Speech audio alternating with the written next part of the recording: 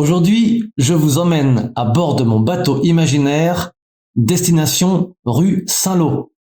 Au numéro 44, vous pouvez voir une porte de plus de 5 mètres de hauteur faite de blocs de pierre. Dans votre dos, il y a le palais de justice, ancien parlement de Normandie. Cette porte est tout ce qui reste de la première présidence du parlement normand.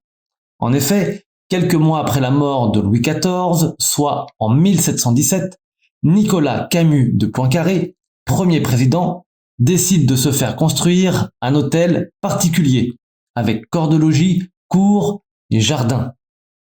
Pour la petite info insolite, il y avait même une galerie aérienne qui permettait d'aller de la maison au Parlement sans traverser la rue. Pratique pour ne pas se mêler à la foule.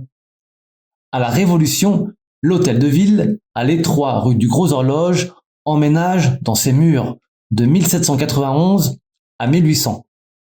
À partir de 1800, l'hôtel de ville s'installera dans un ancien dortoir de moines situé à côté de l'abbatiale Saint-Ouen.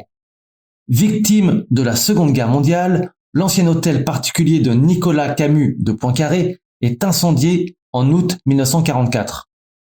Au lendemain de la guerre, il reste d'importantes ruines qui, hélas, ont été rasées dans les années 1950 pour ne laisser que cette porte. Je vous invite à franchir cette porte pour accéder à la place de l'espace du palais et pour continuer à explorer la ville.